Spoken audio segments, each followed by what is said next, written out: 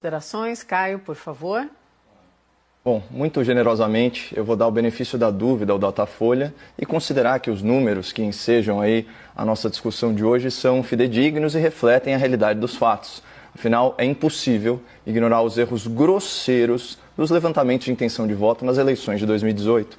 E também é importante pontuar que os dois maiores institutos de pesquisa do país são ligados a grupos de comunicação que fazem oposição sistemática à presidência da República, beirando aí a tentativa cada vez mais mal sucedida de assassinato de reputação.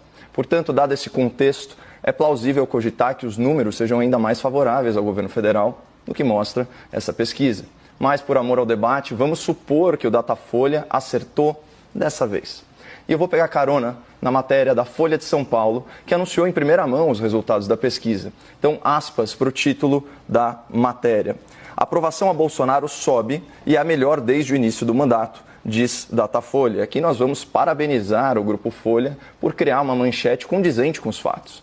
De fato, 37% dos brasileiros consideram o governo ótimo ou bom. Eu, pessoalmente, me encaixo no segundo segmento, que reputa o governo como regular. Nós somos 27%. Esses dois extratos somam 64% dos entrevistados. Assim, considerando a margem de erro, que é de 2 pontos percentuais, a gente pode inferir que 2/3 da população vem com bons olhos o governo. Ou pelo menos não vem com maus olhos. E essa afirmação é corroborada pela queda expressiva na rejeição do governo, que chegou a marcar 44 pontos e agora retraiu para 34%, o outro terço da população. Essa é a realidade estatística proposta pelo Datafolha. Mas para cada fato, há as narrativas correspondentes. E a julgar pelo estado do jornalismo nacional, fatos e narrativas eles costumam vir condensadas para o grande público na mesma notícia. E aqui não podia ser diferente. Vejam o subtítulo da matéria da Folha, a qual eu já me referi. Aspas. Rejeição de presidente cai 10 pontos desde junho, quando prisão de Queiroz o fez submergir enquanto o auxílio emergencial era pago. Essa é a síntese da narrativa que a imprensa militante, a elite política e os interessados de plantão vão tentar emplacar. Então prepare-se, espectador, para os seguintes tópicos que serão martelados na sua cabeça ad nauseam, à exaustão. Primeiro ponto, a rejeição ao presidente diminuiu porque o Bolsonaro parou de dar declarações polêmicas, já que ele está acuado pelo caso Queiroz. Um processo que não atinge o cargo da presidência da República, que goza de imunidade penal temporária, que não implica o presidente pessoalmente e cujo episódio mais problemático são pagamentos aí à sua esposa diferidos ao longo de 8 anos, na monta de R$ 750 mensais. Num país castigado por mensalão, por petrolão e agora pelo covidão, será que o caso Queiroz é um cala-boca político? Fora que, para o jornalismo de torcida, o advento de um ministro das comunicações, a inevitável melhora nas relações institucionais e até mesmo o amadurecimento pessoal do presidente estão descartados como explicações possíveis para a moderação de tom. É a síndrome da pior interpretação possível que contamina as redações pelo Brasil.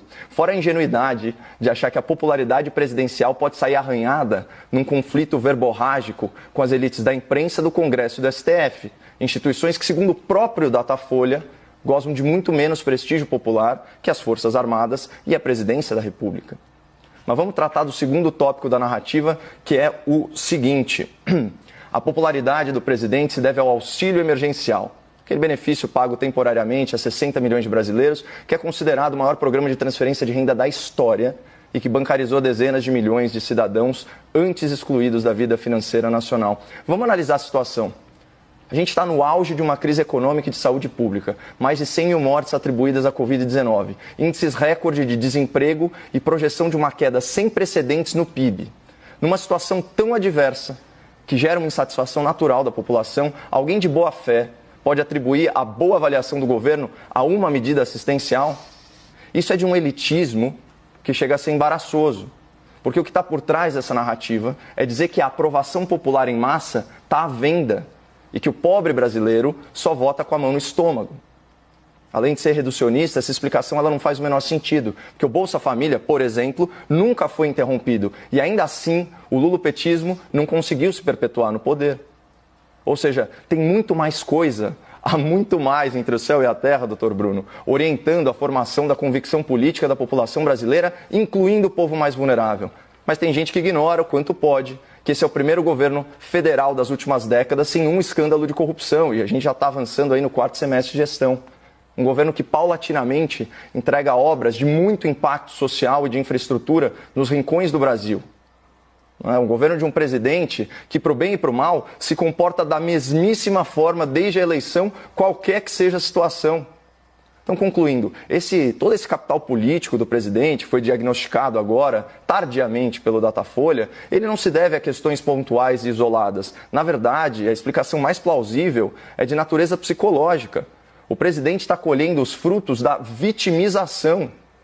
O que a população percebe é que o presidente tem sido, ao longo de meses a fio, vilanizado, tem sido atacado por uma imprensa cada vez menos imparcial e por uma elite política ambiciosa e hipócrita que conseguiu a proeza de transformar um dos homens mais poderosos no Brasil numa vítima injustiçada. Cadê o malvadão que ia acabar com o Bolsa Família, esquecer o Nordeste e abandonar os mais pobres? Cadê o autoritarismo, o fascismo e a perseguição às minorias?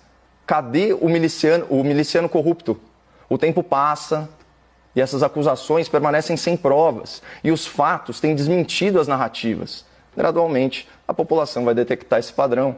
Portanto, respondendo à pergunta do debate, Bolsonaro acertou o rumo do governo? Eu, pessoalmente, não sei. Ainda é muito cedo para falar isso. Mas a oposição está fazendo um excelente trabalho por ele